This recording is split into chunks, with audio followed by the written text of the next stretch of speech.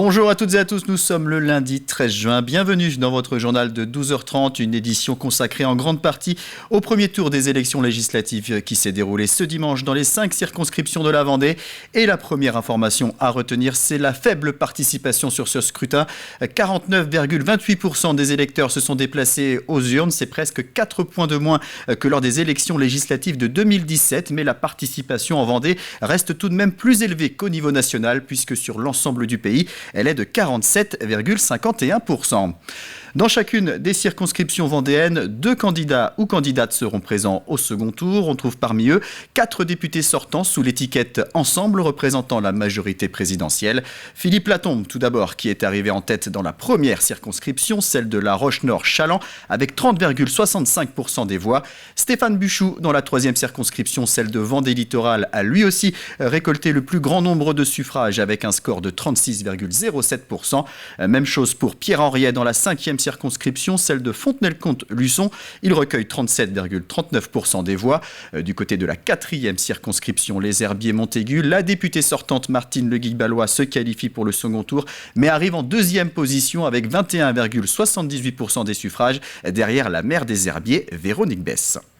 Les électeurs ont bien compris le message qui est d'avoir une majorité plurielle, rassemblée autour du président de la République, avec un pied droit qui est représenté par Horizon, autour d'Édouard Philippe, et puis la République En Marche et le MoDem, qui à tous les trois font un score extrêmement important sur la Vendée d'ailleurs, c'est pas rien, et je pense que les Vendéens d'ailleurs ont bien compris le message, qui veulent sortir de ce qui était les LR auparavant, le PS auparavant, et d'avoir une nouvelle vie. Les députés n'avaient qu'un seul mandat. Ils n'étaient pas élus locaux, donc ils exerçaient pleinement leur fonction de député. Là-dessus, leur fonction de député, elles sont de faire la loi, elles sont de l'évaluer, elles sont de contrôler le gouvernement. Là, ils sont sur le terrain, ils sont au contact des acteurs dans les réunions qui sont moins médiatisées que certaines inaugurations.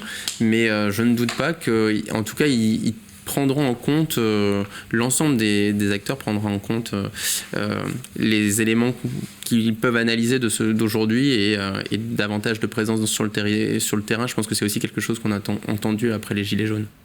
Et puis dans la 2e circonscription, ce n'est pas le député sortant, mais Béatrice Bellamy, investie par la majorité présidentielle, qui sera présente au second tour après avoir réalisé le meilleur score, 25,97%. Les candidats de la majorité présidentielle ont donc la possibilité, comme en 2017, de remporter les 5 sièges de députés.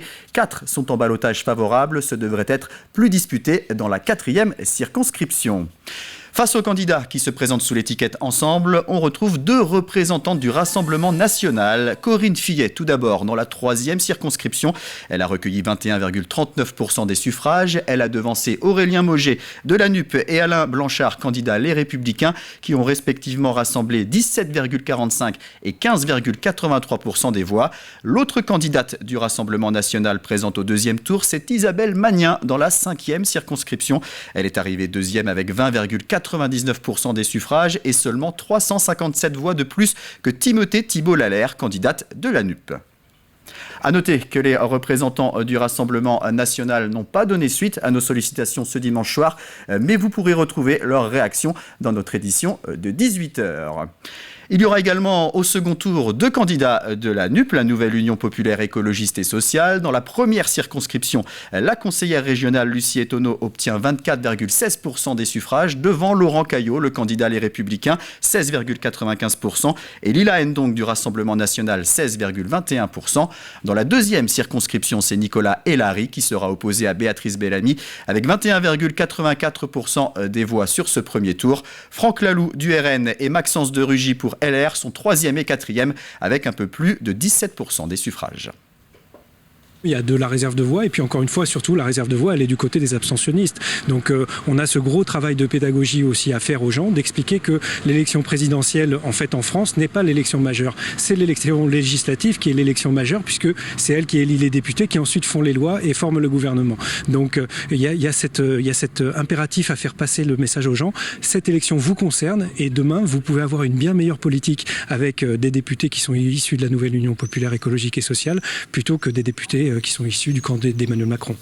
Enfin, dans la 4e circonscription, comme je vous le disais, Véronique Besse, maire des Herbiers et candidate d'hiver droite, sera au second tour. Elle est arrivée en tête avec 34,97% des suffrages. Elle sera opposée à la députée sortante Martine Le Guilly-Ballois. Les gens se sont retrouvés autour de ma candidature parce que c'est une candidature, encore une fois, de terrain. Les gens me connaissent bien. J'avais mon suppléant Éric Hervouet très enraciné aussi. On a fait une belle campagne de proximité. On est allé voir énormément de gens sur le terrain et c'est ce qui a payé.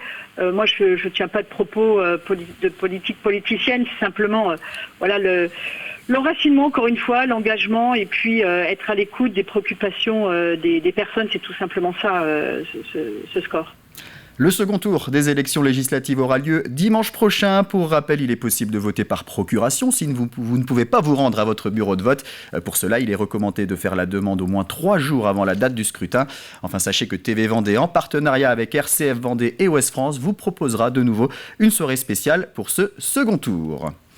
On quitte la politique pour prendre le large avec la Vendée Arctique Les Sables. La course s'était lancée ce dimanche des Sables d'Olonne. 25 IMOCA ont pris le départ direction le Grand Nord avec un parcours inédit. Les skippers vont devoir faire le tour de l'Islande puis revenir aux Sables d'Olonne en passant par une bouée virtuelle au milieu de l'Atlantique. Il s'agit de la première course qualificative pour le Vendée Globe 2024. Après quelques heures de course, les favoris sont aux avant-postes. On trouve notamment Charlie Dalin, Thomas Ruyant, Louis Burton ou encore le vainqueur de la précédente édition, Jérémy Bayou. Juste derrière eux, en embuscade, le Vendéen Benjamin Dutreux. Hello à tous, ça y est, c'est parti. Direction l'ouest avant de passer la prochaine dorsale pour faire du nord à bord de GU Environnement Water Family. C'était un super départ, merci encore à tous pour l'accueil aussi sur les quais, c'était incroyable. Voilà, maintenant ça y est, on a retouché un peu de vent et là ça déboule. Donc j'essaie de m'accrocher au paquet. Et c'est parti pour un apprentissage accéléré et direction l'Islande. Allez, je vous dis à bientôt, ciao ciao. On termine cette édition avec quelques images toujours au Sable d'Olonne, mais en passant de la mer au ciel avec le Vendée Air Show, 3e édition de ce grand meeting aérien qui avait lieu samedi au-dessus du Remblai, de la Grande Plage. Près de 4 heures de spectacle durant lesquelles le public a pu admirer de nombreux engins volants en tout genre, mais aussi des reconstitutions historiques, la patrouille de France ou encore un ULM accompagné d'oies sauvages. Plusieurs dizaines de milliers de spectateurs ont pu en profiter. C'est la fin de cette édition, merci de l'avoir suivi. Prochain rendez-vous avec l'actualité à 18h, ce sera en compagnie de Diane Delangue. Très bonne journée à tous.